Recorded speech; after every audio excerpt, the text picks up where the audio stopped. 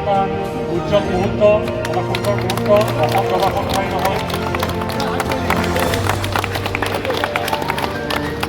ৰাষ্ট্ৰীয় পৰ্যায়ৰ এখন সময় কৰিছিল আৰু তেওঁ দ্বিতীয় স্থান লাভ কৰিছে অনাৰ্ছত, ফাৰ্ষ্ট অনাৰ্ছত দ্বিতীয় স্থান লাভ কৰি ছেকেণ্ড পজিশ্যন মায়েক চক্ৰৱৰ্তী। আৰু এতিয়া মুখ্যমন্ত্ৰী ডক্টৰ হিমন্ত